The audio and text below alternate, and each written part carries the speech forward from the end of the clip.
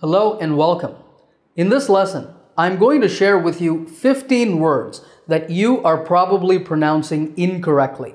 And of course, I'll also teach you the right way to say these words. So without further ado, let's jump into it.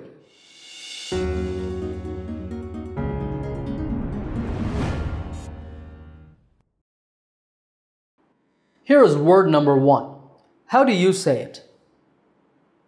The correct pronunciation is poem. Poem. Now some people say poem, but that's not a standard pronunciation. The correct way to say it is poem. Now poems in general, as a form of literature, are called poetry. Poetry. The next word is this vegetable. Now this is not an onion, it's an onion. Onion. Number 3 is another vegetable, the tomato.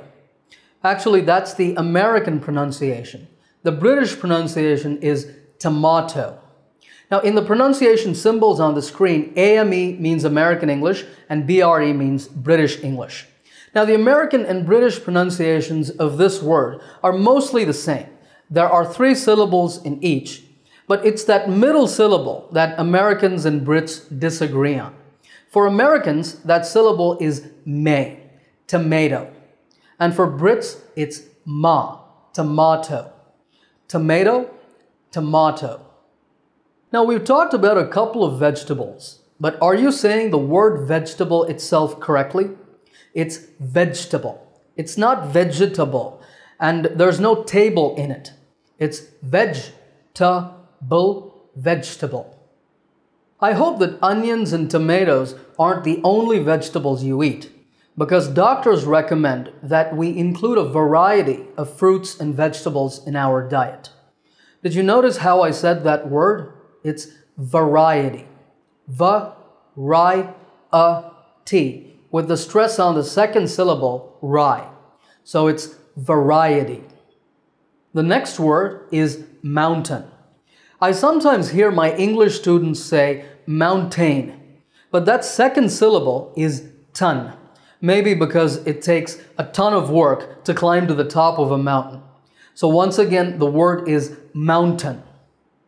If you do get to the top of a mountain, you might find somebody sitting there meditating peacefully in that calm and serene atmosphere.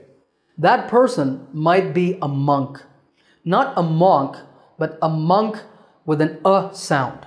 Monk. Next up is this word. How would you say it? Well, there are actually 2 versions of this word. The more common version is a verb, and it means that you were doing some activity, but then you stopped it, and now you're starting that activity again. And it's pronounced resume.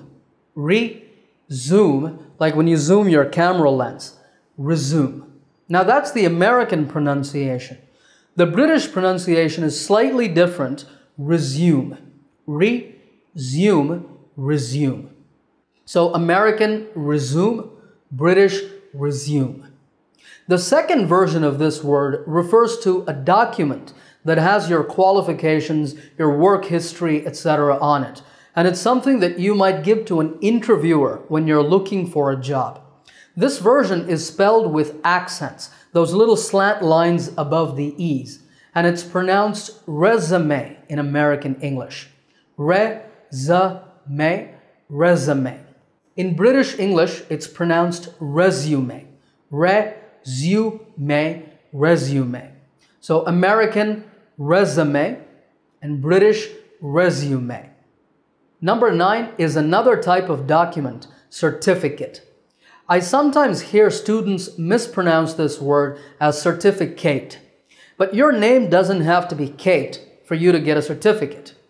Now that's a terrible joke, but just remember that that last syllable is kit. Certificate, with the stress on the second syllable, T. Certificate. Number 10 is data. Now this word basically just means information, especially information that's used to make calculations. But there's some debate about the correct pronunciation, because there are 3 ways that people say this word. data, which is the way that I said it, data, and even data. But the most common pronunciation is data, and that's how I recommend you say this word. Once again, data. The next word is cupboard. It refers to a piece of furniture with doors and shelves that's used to store things like clothes. Now, this is not a cupboard. I know it's spelled like that, but it's pronounced cupboard. Cupboard, cupboard. If you're more into British English, you can drop the R and say cupboard. Number 12 is this word. It's an adjective, and it means that something is easily broken like glass. You often see that sticker on shipping boxes to say that the package needs to be handled with care. So how would you pronounce the word? In American English, it's pronounced fragile. Fragile, fragile. In British English, the second syllable is gile, fragile. So American, fragile, and British, fragile. Next up is determine. This is not determine. There's no mine here. It's de-ter-min with a stress on the second syllable ter. So determine. Once again, determine.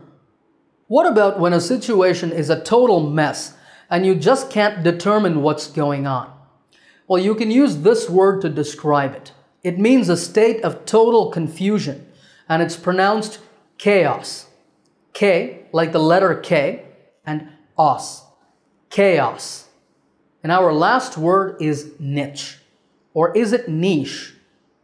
Well, this word refers to a small space in a wall where you can put things like statues, but it can also mean a comfortable job or business for a person. The traditional pronunciation of this word is niche, but due to influences from other languages like French, niche has become more popular. In fact, it's the more common pronunciation in British English nowadays. I personally prefer niche because saying niche might make you sound artificial, but of course, both niche and niche are acceptable. All right, I hope you enjoyed this lesson. If you did, give it a thumbs up by hitting the like button. Also remember to subscribe to this channel by clicking the subscribe button to get my latest lessons right here on YouTube. As always, happy learning, and I will see you in another lesson soon.